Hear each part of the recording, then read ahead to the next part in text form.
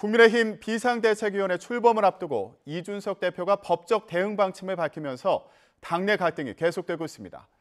가처분 신청을 하려는 이준석 대표의 속내는 뭔지, 또 과연 비대위가 제대로 출범할 수 있을지 핵심 관계자에게 들어보는 시간 마련했습니다. 국민의힘 조혜진 의원 모셨습니다. 안녕하십니까? 예, 반갑습니다. 네. 자, 일단 국민의힘 같은 경우에 비대위 출범이 기정사실화되고 있는 그런 상황인데요. 예. 내일 전국위원회에서 최종 결정이 되는 거죠? 예, 그렇습니다. 예. 자, 일단 비대위로 가는 상황에 대해서는 어떻게 보고 계십니까? 저는 이준석 당대표에 대해서 우리 당의 윤리위가 당원권 정지 6개월 징계를 내렸을 때 그 징계 자체는 그 이전부터 저는 반대했었고 네. 의혹에 대해서 경찰 조사가 진행 중인 상황이기 때문에 조사 이후에 그 결과를 보고 징계 여부를 결정하는 게 맞다고 봤는데 네. 무리하게 결정을 했죠. 그래서 어쨌든 간에 직무는 정지되고 그다음에 후속 지도 체제를 어떻게 해야 될 것인가를 가지고 우리 그 선수별 회의가 열리고 또 의원총회도 열리고 했는데 저는 그때 세 가지 대안, 전당대회를 해서 당대표를 새로 뽑느냐, 비대위를 하느냐, 원내대표가 직무대행으로 끌고 가느냐, 네. 그 세 가지 안 중에서 첫 번째하고 세 번째는 불가능하고 세 번째는 타당하지 않다. 그래서 비대위로 가야 된다고 처음부터 주장을 했었습니다. 예. 그런데 비대위로 가기 위해서는 우리 당헌 당규 규정이 좀 모호한 부분이 있었습니다. 우리 당헌에서는 96조 1항에서 당대표가 거리되거나 또는 최고위원회가 기능을 상실하는 등 비상 상황이 되면은 비대위를 할 수 있다. 네. 그렇게 돼 있는데 지금 상황은 그 어느 쪽도 아니거든요. 그 당대표 거리된 상태가 아니고 예. 당대표가 직무는 정지되어 있지만 살아있는 상태이기 때문에 그건 해당이 안 되고 그러면 최고위원회 기능 상실로 인한 비상 상황이라고 볼 수 있느냐 그 부분이 쟁점이어서 지난주 상임 전국위원회에서 유권 해석을 내려서 최고위원회의 기능이 상실됨으로 인한 비상 상황 또 그걸 근거로 해서 비대위 출범 가능하다고 그렇게 유권 해석을 내렸습니다. 네. 잠시만요. 예. 윤석열 대통령이 휴가를 마치고 오늘 이제 첫 출근길에 나섰는데 예. 도어 스태핑 출근길 회견 관련된 내용이 들어와서요. 인적 쇄신 관련해서 많은 분들이 관심을 갖고 계실 텐데 관련 질문에 국민의 관점에서 모든 의견을 살피겠다 이렇게 밝혔고요. 또 잘 듣고 살펴서 필요한 조치가 있으면 하겠다 이런 입장을 밝혔습니다. 그리고 초심을 살피면서 국민 뜻을 받드는 것과 관련해서 휴가 기간에 다지는 시간을 가졌다 이런 입장을 밝혔네요. 예. 예, 오늘 윤석열 대통령 휴가 후에 첫 출근길 도어 스태핑 내용이었는데요. 잠시 후에 발언 내용이 들어오면 다시 전해드리도록 하겠습니다. 자, 인적 쇄신 관련해서 여러 얘기가 있었는데 국민 관점에서 모든 의견을 살피고 필요한 조치가 있으면 하겠다 이런 입장을 밝혔습니다. 어떻게 들으셨어요? 예, 정확하게 보신 겁니다. 그러니까 요 얼마 전에 지지율이 막 떨어질 때 그때 질문에 대해서는 지지율에 연연하지 않는다 그렇게 말씀하시고 또 그러면서 또 국민만 바라보고 간다고 그러셨는데 지지율이 국민인데 사실은 그렇죠. 서로 이제 충돌하는 메시지를 내셨는데 그걸 이제 정리를 하신 것 같아요. 국민의 뜻이 무엇인지가 제일 중요하고 그 현재 우리 정부 100일을 맞아가는 우리 정부를 바라보는 국민의 시선과 평가 그 마음을 정확하게 그대로 읽고 수용하고 그에 맞는 조치를 하겠다라는 말씀은 이제 잘 정리를 하신 것 같고 무엇보다도 초심으로 돌아가겠다. 그 초심이라는 것은 지난 대선을 우리가 어떻게 겪어왔느냐, 우리가 어떻게 대통령이 되고 집권당이 됐느냐, 국민이 어떤 이유 때문에 나를 대통령 만들고 국민의힘을 집권당을 만들어줬느냐, 우리가 잘해서 그러는 거냐. 아니면은 지난 정부에 대한 심판 때문에 정권 교체의 그 필요성, 역사적 당위성 때문에 그랬느냐, 뭐 그런 것부터 해가지고 좀 전에 말씀 중에는 보면은 인수위 과정도 한번 돌이켜 보겠다. 그리고 그 이후에 정부 구성하고 나서 지금까지 온 과정도 한번 돌이켜 보겠다고 말씀하셨는데 정확하게 말하면 그 과정에 문제가 있었다는 거거든요. 인수위 구성에도 부족한 점이 있었고 그 이후에 대통령실 인사라든가 내각 조각 인사라든가 또 우리 당의 그 중심 세력을 세우는 그 인사라든가 이런 부분에서 전반적으로 국민의 기대에 못 미치는 부분이 있었고 또 그 체제가 만들어내는 결과가 예. 국민이 바라는 그런 기대한 결과가 아니라 실망시키는 결과를 가져왔다. 이런 부분에 대한 이 복귀가 있으신 것 같아요. 그래서 그런 이 문제인식 상황 진단을 바탕으로 해서 지금 해법을 고민하고 계신 것 같아서 좀 기대 좀 해볼 만하다고 생각이 들고 예. 또 그 쇄신안이 좋은 방안이 나오도록 당에서도 건의를 하고 조언을 드리는 게 좀 필요하다고 봅니다. 네. 간단히요. 예. 박순애 교육부 장관 같은 경우에 이제 교체되는 거 아니냐 이런 전망도 나오고 있는데 또 일부에서는 거기서 그칠 게 아니라 대통령실 관련해서도 쇄신이 필요하다 이런 지적의 목소리도 있어서 의원님께서 어떤 의견 갖고 계세요? 그러니까 구체적으로는 인물을 가지고 말씀드리는 거는 또 대통령 인사 또 그 인사하시는 분의 입장이 있기 때문에 뭐 적절하지 않은 것 같고 전체적으로 보면 대통령께서 지난 대선 과정에서 당신은 평생 검사로 살아온 사람이고 정치 안 해봤고 국정 운영을 안 해봤고 또 그런 인적 네트워크도 별로 없지 않느냐라고 이제 지적을 받았을 때 발언 파문에 있긴 했지만은 전두환 리더십을 이야기를 했거든요. 네. 전두환 전 대통령이 본인 평생 군인으로 살아왔고 국정 운영 경험이 없고 했지만 그걸 스스로 자기가 인정을 하고 나는 정치인도 아니고 국정 운영 경험도 없다.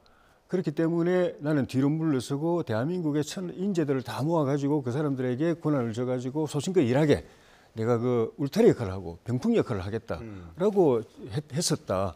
그래서 그 시기에 그 국정 운영 그 시기 집권 기간 동안에 국정 운영 과정에서 물론 문제도 있었지만 또 잘된 부분도 있다라고 이야기하시면서 나도 그렇게 하겠다고 말씀하셨는데 어쨌든 그게 약간 이제 파문을 일으켜서 좀 파장이 있었지만은 어쨌든 취지는 그거였거든요. 난 평생 검사로 살아왔고 또 정치인이 아니었고 또 국정 운영의 중심에서 역할을 해본 경험이 없고 그런 또 인적 네트워크를 내가 갖고 있는 건 아니다. 그런데 대한민국은 인재가 많다.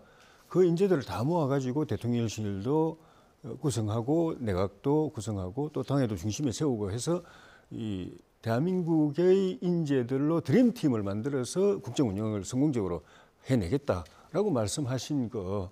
그 기준에서 볼 때 지금 대통령실 또는 내각 또는 당이 그런 드림팀이냐, 천하 인재들을 다 모았느냐, 그 부분에 대한 평가가 냉정하게 정확하게 내려져야 되고 그게 아니라고 생각이 든다면은 그 초심으로 돌아가서 정말 많은 사람들에게 인재 추천을 받고 그 등용의 문을 활짝 열고 중도나 심지어 진보 진영이라도 합리적인 분들까지는 또 야당에게도 필요하면은 추천을 그 요청한다든지 해서 정말 훌륭한 인재들을 다시 모아가지고 그 드림팀으로 국정 운영을 새로 시작하는 그 계기가 됐으면 좋겠습니다. 네.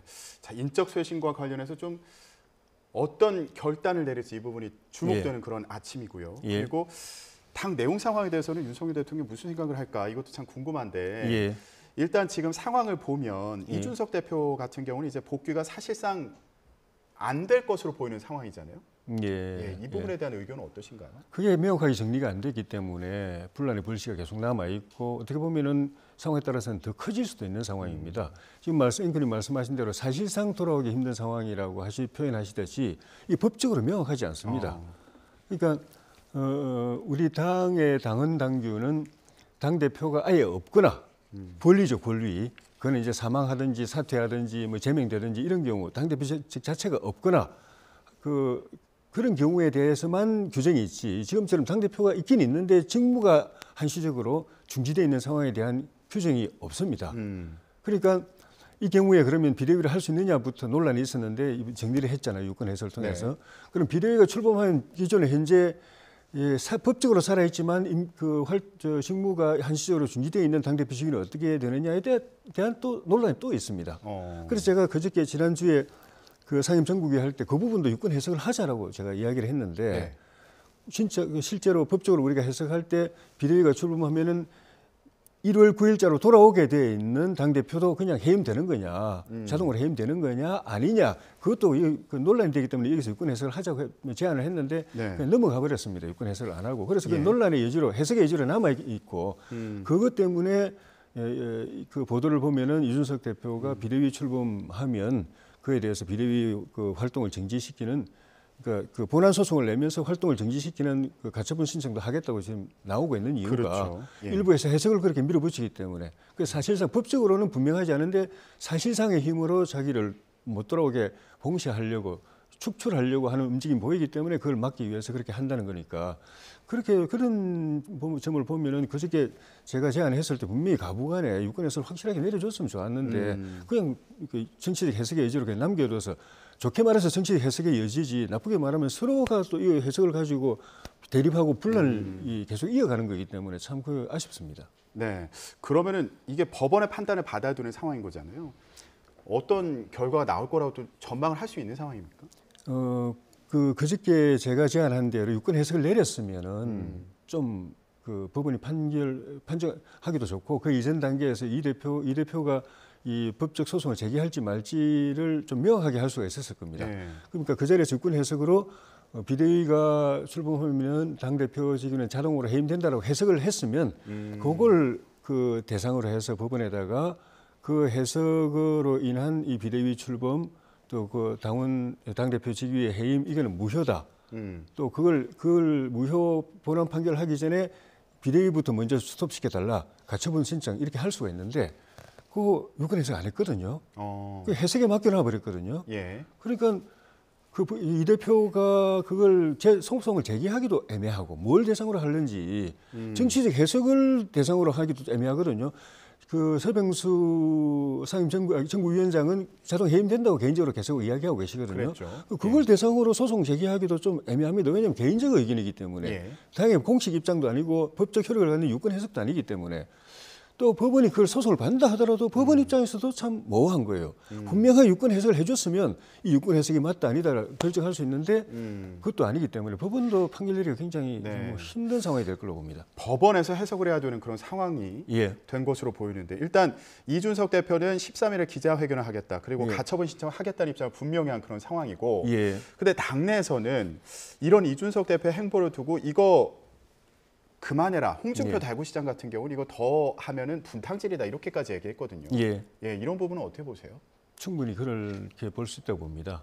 이 대표의 역할에 대해서는 양론이 있습니다. 전부터 그 대선 과정에서부터 당에 큰 기여를 했죠. 새로운 바람을 일으키고 젊은 유권자들이 우리 당에 막 들어오게 만들었고 그게 정권 교체 0.73%로 아슬아슬하게 정권을 되찾아오는데 큰 역할을 있었고 저는 그게 필요 조건이면서 충분 조건이었다고 생각합니다. 그게 없었으면 저는 정권 교체 어려웠을 거라고 봅니다. 그렇지만 또 그 과정에서 본인이 경험 부족이라든가 경륜의 부족이라든가 이런 것 때문에 또 독특한 개성, 강한 개성 이런 것 때문에 불필요한 잡음 또 그 논란 분란, 갈등 당내에서 많이 일으켰고 그래서 그것 때문에 이 대표하고 계속 가는 것이 대선에 도움될 것인가라는 논란이 있었는데 저는 그래도 같이 가는 게 플러스라고 생각했기 때문에 계속 그쪽 지지를 했었고 그건 대선이 끝나고 난 이후 지금도 마찬가지입니다. 그런데 지금 이 분란 상황에서 이 대표 이 분란을 야기한 그나 분란 상황에서 또 이걸 더 내홍을 더 깊게 가져가는 이 대표의 언행에는 분명히 문제가 있어서 본인이 당에 끼치는 손해가 더 커져 버리면은 이건 정말 이 본인을 보호할 수 있는 또 이 감싸 안을 수 있는 그 민심이 점점 더 약화될 가능성이 많습니다. 이준석계로 분류되는 정미경 최고위원 같은 경우 이제 9시에 기자회견을 하겠다고 했는데 지금 9시가 넘어서요. 최고위원을 사퇴할 것으로 이제 전망되는 그런 상황이었는데 이준석 대표의 입지가 점점 더 좁아지는 거 아니냐 이런 분석도 있고요. 그렇다면 마지막으로 이준석 대표가 어떻게 해야 된다고 보세요? 이준석 대표 본인도 지금까지 당에 대해서 긍정적으로 기여한 부분을 더 살려가고 그걸 상쇄하는 좀 전에 말씀드린 그런 나쁜 어투, 조롱하고 비아냥하고 비하하고 갈등 일으키고 충돌하고 하는 이거를 스스로 이번 기회에 자기 성찰하면서 고치고 다듬고 해서 좀 더 완숙한 정치인으로 거듭나는 과정으로 삼아야 되고 당의 결정을 받아들이고 그렇게 되면은 소송이라든지 또는 말로 통해서 대통령을 공격한다든지 이런 걸 중지해야 되고 그와 더불어서 우리 당은 당대로 우리 당의 정권 교체에 큰 역할을 했고 앞으로 또 큰 역할을 할 이준석 대표와 젊은 유권자들을 감싸 안고 같이 가는 쪽으로 이 물꼬를 터가야 된다고 생각합니다. 네.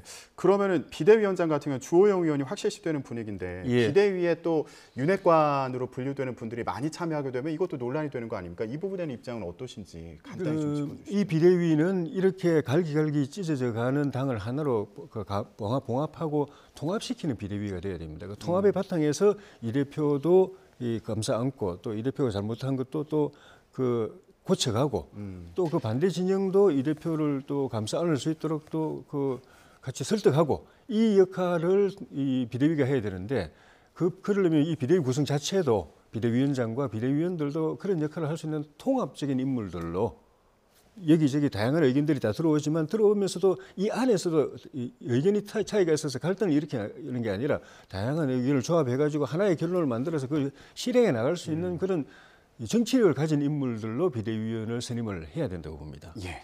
자, 비대위의 구성은 물론이고 그리고 이준석 대표가 어떤 결정을 내릴지 이것도 잘 지켜봐야 될 것으로 보입니다. 자, 일단 내일 전국위원회에서 비대위 출범이 최종 결정이 될 텐데요. 관련 내용 좀 짚어봤습니다. 국민의힘 조혜진 의원과 함께했습니다. 오늘 말씀 고맙습니다. 예, 고맙습니다.